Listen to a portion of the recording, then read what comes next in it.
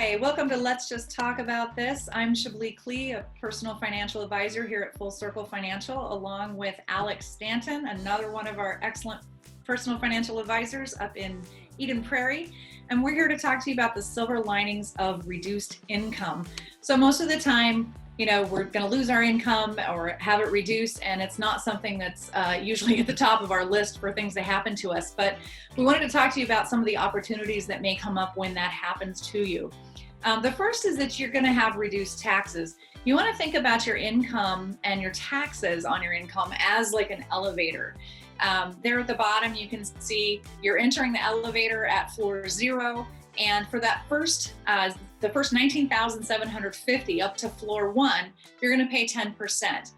After that, you're going to pay 12% all the way up to $80,250. So you haven't paid 12% on all of that income. You've only paid 12% from floor 1 to floor 2. And then you can see it continues to go up from there in that manner. So this gentleman is going to go up to, it looks like the 4th floor, almost. He's going to stop at $250,000. And so only that last bit that goes over $171,000 of his income is going to be taxed at 24%.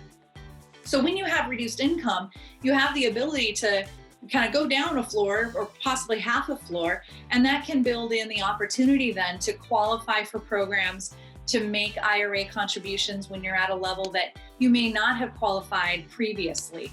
So that can be one of the big advantages of having a reduced income. Also, you want to think about qualifying for tax deductions that sometimes are capped at certain taxable income levels.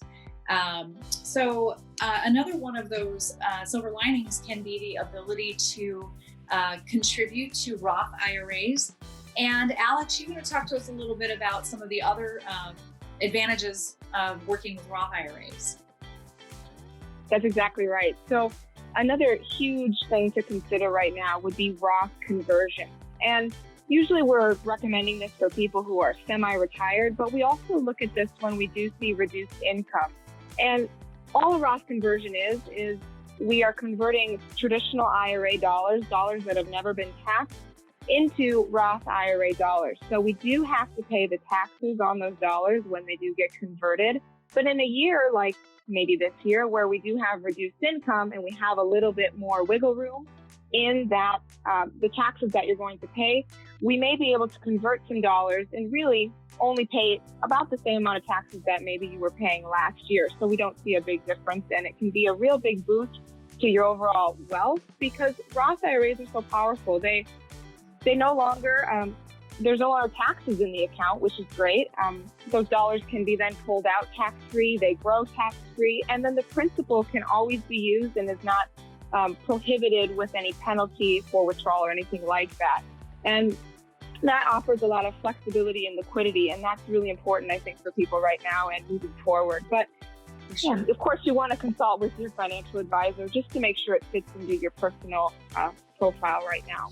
Sure. And jostling that between the levels of those elevators can be really important too. Exactly. Right. What about Right. spending? And spending, yes. And spending is a big thing right now. If I have reduced income, I probably want to revisit my budget. And budgeting is never fun, especially when we're trying to budget with reduced income. But it may be a really good time to find those little things in the budget that you've been missing in the past. For example, things like subscriptions that you're no longer using. Maybe you're getting a FabFitFun box and you probably maybe don't need that right now with your reduced income. We've actually had a lot of clients just review their budget by doing another budget worksheet. So you may have already done one of these in the past with us when we did your initial financial plan, but if it's been a little while, we may want to have you do another copy of this with updated expenses and to show your reduced income to see, where can we actually make those cuts? So you can see the things that we've looked at in the past for you, auto expenses, housing expenses, those types of things.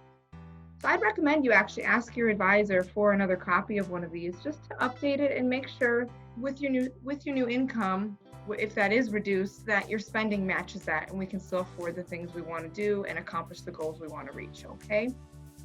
So that's kind of all we have for you guys today. Thank you so much for tuning in, and we will catch you next time. Take care, stay safe, and we'll talk to you very soon.